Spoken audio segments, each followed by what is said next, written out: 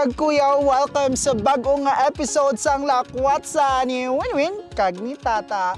Pero sa subong nga adlaw daw si Winwin lang gid ang makaupod niyo. Kay diin kaya ang ate ko. Gaano ikaw dira? Dali, dali! Wait lang ate, kaya nag-check ako sa farm ko kung pwede na ba harveston. Pero daw alang-alang pa man, hulat ako dira, ha?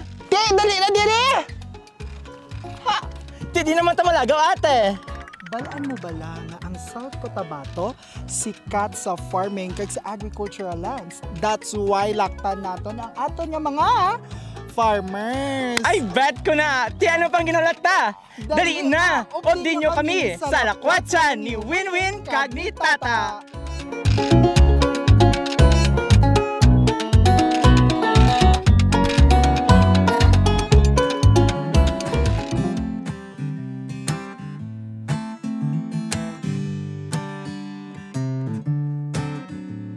Subong nga adlaw makaupod naton ang isa ka farmer diri lamang sa probinsya sa South Cotabato.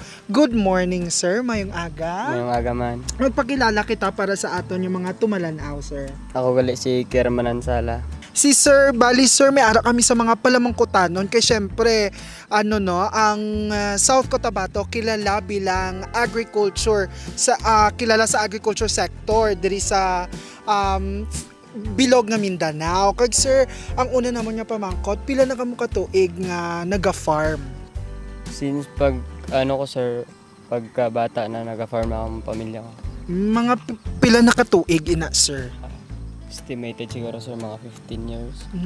Dugay na gid man gali nga naga-farm sila sir no. Yes. So gusto lang namon mabalaan sir if ano ang mga gulay kag mga prutas nga inyo gina-farm. Subong sir, ang gina-farm namin subong kamatis, repolyo, cauliflower, and bell pepper. Pero sir, may ara kami additional question nga ano ang mas daog gid sa inyo nga mga gulay kag prutas nga mas ginabakal gid sang kadamuan diri sir sa South Cotabato?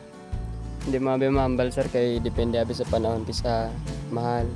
Then kung magmahal man, short ang supply. Amo to gyapon depende gyapon kung ano nung natanom mo. Depende gyapon kung maswertehan ka. Okay. So, kuya, may arak ko sa pamangkot. Kung magtanom ka mo kag kung mag-harvest, ano ang sapat nga ginagamit niyo kung mag-harvest kag Sa pag-arado, lang kabayo, tapos tao. Alalay sa kabayo, and then pag mag-harvest tao na. Parehas sinisubong kuya kay lamig siya. Ano ang mga alternatives ang ginahimo nyo kung mag-harvest ka mo? Sir? Sorry lang gid kuya, medyo sabog ang among nga ate subong no nga aga natuyo paguro ni. Nag-ano kagabi. Sorry. Amo na pamangkot.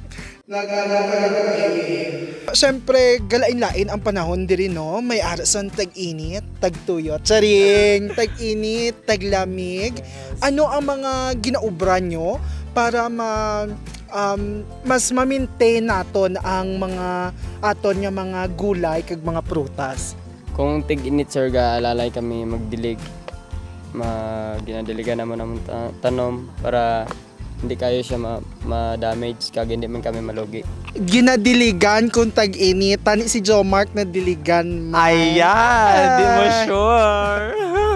Amo na kuya, thank you very much gid sa pag-interview sa bilang isa ka interviewee namon subong nga adlaw. Yes, kag kuya. syempre madamo kami natun-an no nga kay nga mga need ubrahon kung tag-init kag lamig. Dapat kung tag-init diligan. Kung taglamig, alalayan. Ay! Pasabog! Sabog. Thank you po. Thank you, kuya. Thank you.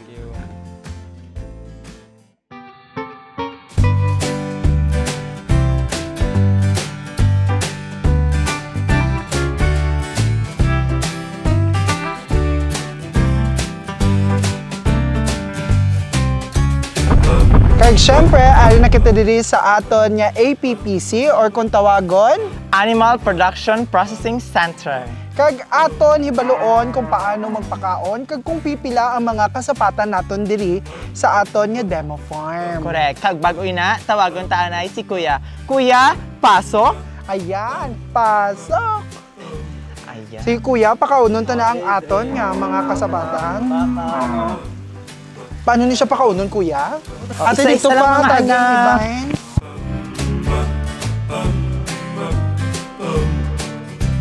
Go na, ate. Pakauna utod mo. Bakla. Kaangete. So welcome diri sa aton nga APPC.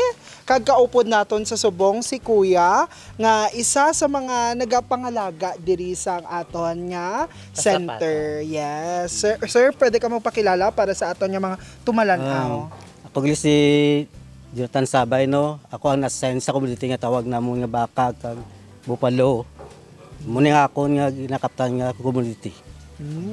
So kada kasapatan diri sa aton nga center may ara sang nagabantay, may naka-assign, may ara sang ginatawag nga caretaker kumbaga. So si Kuya ang ginaalagaan niya is ang kabaw. Ang kabaw, ang kabaw. So Kuya, gusto lang namon mabalaan kasi syempre sa aton nga mga viewers kung pila na ang mga ano naton mga kabaw. Ang sa Carabao no meron kita nga 3 ka bilog, duwa ang gagmay kag unsi ang aton nga breeder na tawag. Dala na daw ang bull at saka mga pan. How about ang sa ano tay, sa baka? Sa baka naman meron man kita nga bilugan nga 24 ka bilog. 12 ang aton nga breeder dala na ang duwa ka bull kag ang mga tinday nga tawag na mga ginapanglutas na sa nanay nila. 12 sa kabilog. Tay, mabudlay ba mag-alaga sa ila, sa mga kasapatan? May mga mabudlay ba nga part? Ang budlay sa amon ang tawag na namon nga mangumpay kami no sa diri o sa pakadwa kami sa Balapel, umiara. Ang kontra na namon nga budlay ang gumpay kami sa init, kag babtang kami ulan, mga amuna. Pero sa tuwa nga pagpakaon, pag-alaga, pagatipan, di man budlay. So amo lang na ang challenges nyo galit tayo, Challenge no? lang ginamon diri sa farm. Yes, Basta ulan, subong init. mo ni gina, gumpay kami gaulan, gauntat, gaulan. Unang kanamon. Ang panahon subong no nagalain-lain, may init, Correct. may ulan. Amo na nga pagpangumpay, hindi gid madali. Pero kagina, di ba? Hindi ko kabalo mangumpay. First time ate? First time ko mangumpay. Kaya as a person living, ayan.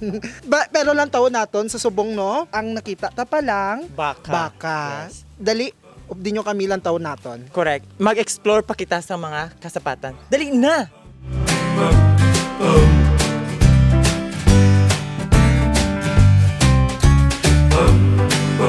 Mga goat ng ina nyo.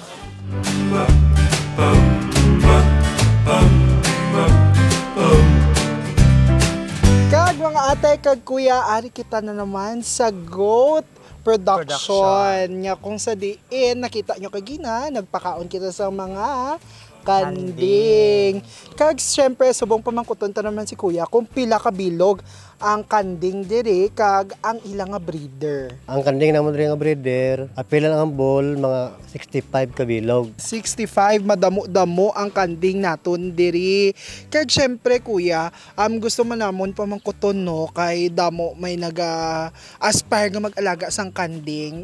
Budlay ba alagaan ang mga kanding? Hindi man budlay alagaan. Kung maayo ka lang mga alaga, dali magpandamo ang kanding mo. So, ang pamangkot sa tanan ko'y tuod bala nga ang kanding na hadlok sa tubig or sa ulan? Hindi man sa tanan sa kanding nadlok sa ulan. Meron man kanding nga nadlok sa ulan, meron kanding nadlok man sa ulan. Kuha nanad sa ulan. Amo gali na nga nakadepende sa kanding. Kung nahadlok, wala. Pero tong kilala ko balakoy, nadlok sa tubig, pero hindi siya kanding ha. Nadlok siya. Basi ko may dala sang asin. Ikaw koy, hadlok ka sa tubig? Kung isa nadlok man kita, kung isa hindi man. Ano ka pa weather lang si kuya. Depende sa Kiss panahon, kanding siya, kiss hindi. Kung sa kasuhol, kung nadlok yung magka sa tubig. Correct. Pero kuya, ning upod ko bala nadlok siya kiss sa tubig. kanding guro na siya. Hoy. Abi ko kagina, Carabao lang siya. Subong kanding naman. Weather man ako ate. Kiss a kanding, kiss a kabayo. Ay! Ano siya? Ibagid siya, di ba? Doon naman siya sa breed. Hybrid. Yes! Sige, syempre, lakta naman naton ang next nga, sapat. Which is ang... Mabalaan nyo na karon. Dali. Correct.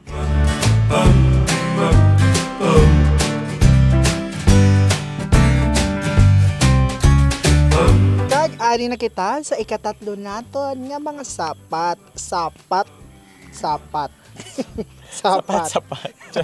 So, nakita naton kagina ang mga rabbit. Kagipakaon ni tata ang mga rabbit. Yes. Kag syempre, kaupod naton sa subong si Kuya. Anong magpakilala kita para sa aton yung mga viewers, Kuya? Kuya Leo Lorilla. Si Kuya Leo. Kung Kuya, gusto namon mabalaan kag syempre sa mga viewers naton, if pila ba ang mga ginahandle naton nga rabbit diri sa subong, no? 24 breeder, tapos may maaraman sila nga mga bago ng balata. May ara na kita sa 24 ka breeder kag syempre may mga dugang nga mga bata pa nga rabbit. Kag syempre Kuya, may Budlay ba sila? Kuya, budlay ba sila alagaan? Or pakanon? Hindi man sila buday, basta maintain lang pagkaon lamon tapos tubig. Limnon. Kaya kung wala limnon, kuan sila bi. Ano Kuya nga mga feeds ang ginapakaon nyo diri sa ilang? Pero hindi pa balaan Kuya. Araw. Nalipat ko ano. Pigro lang. Sorry. Kuan ng danuban. Danuban. Tani mag Saring. Pero Kuya Ari, gusto gid mabalaan sa tanan, no? Nga ato yung mga viewers. Kung tuo gid man bala yung mga rabbit adik kay pula ang ilang mga mata. Natural na isa sir. Natural. Kaya kung kilala ko. Kung kilala ko yung ate, pula mata niya. Pero hindi man siya adik. Itong isa naman, adik pero hindi pula mata. Ito man. Paano naman? Ano kaya na siya? Kag amo lang to ang aton nga mga pangamukutanon Kuya. Thank you so much Thank you, sa Kuya. pagsabat Ako sa man yapon dito sa poultry. Si Kuya. May harap pagay kami next Kay dito. sa kuan abi sa bilong siya sa poultry. Makaupo dyan po natin dyan si Yes. Kuya. So hindi kita na magpasalamat. Charing! Dali, lakban na dito. Come on. Go! Kag-ari na kita diri subong sa aton nga last spot, ang poultry. So sige, libuton naton ang poultry. So Kuya, bale sa subong pila ang aton nga mga manok diri no? Mga 150 plus. 150 plus. Wala. Pilog ang breeder diri, sir. Ang breeder naman diri sir kuan mga 150 plus. Dala na ang hens. Dala na ang mga hen. Ang wala pa labot ang nag-hatch nga mga piso. Kaya incubate kami. So bali sir sa pag-incubate nyo, mga pila na sila ka days bago matapos Magbuto. magbuto sir. Kuan sa mga sir mag 24 days na siya star ang gid siya mag 24 days. Magbuto na siya lang. Pero dira sa pag-incubate, sir, may ara ba nga iban nga hindi May ara man mabuo, no? sir oh. Sa amon subong nga loading ng mga kanamon mga 60%. Amo man to yan no. Oo. Kag ate, tapos na kita sa aton nga lakwatsa. Yes, ate, correct ka dyan. Tapos tagid kita. Kag amo yadto ang mga hidden gems ng South Cotabato nga kung sa diin nakita naton ang agriculture kag farming. Yes, correct.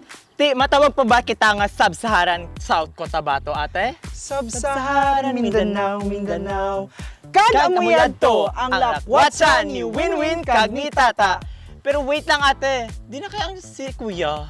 Diin na si Kuya. Kuya! Dali na. Kuya driver! Kanabiyahin na ta. Mapuli na kami.